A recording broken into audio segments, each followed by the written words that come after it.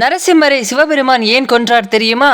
வாருங்கள் தெரிந்து கொள்வோம். ஹிரண்யகசிப்பு என்னும் அரக்கனை அழிக்க திருமால் எடுத்த அவதாரம் தான் நரசிம்ம அவதாரம். ஹிரண்யகசிப்புவை கொன்ற பின்பும் நரசிம்மரின் கோபம் தீரவில்லை. நரசிம்மரின் கோபம் உலகத்தினரையும் அஞ்சி நடுங்கச் செய்தது. அவரது கோபம் அனைவரையும் அழிக்கக்கூடியதாக இருந்தது. இதனால் உலகத்தை காப்பாற்ற அனைவரும் சிவபெருமானை வேண்டினர். சிவபெருமான் வீரபத்ரன் மற்றும் காளியை அனுப்பி நரசிம்மரை அமைதிப்படுத்த கூறினர். வீரபத்ரன் மற்றும் பத்ரகாளி இருவரும் எவ்வளவோ முயற்சி செய்தும் நரசிம்மரை வீழ்த்தவோ அமைதிப்படுத்தவோ முடியவில்லை. இறுதியில் அவர்களே நரசிம்மரிடம் சரணடைந்தனர்.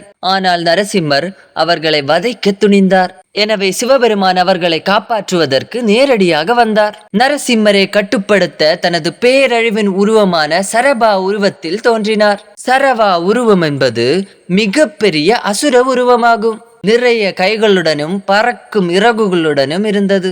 இந்த பயங்கர உருவத்தில் தோன்றிய சிவபெருமான் நரசிம்மரை அந்த இடத்திலிருந்து தூக்கி கொண்டு பறந்து சென்று மயக்கமடைய செய்தார்.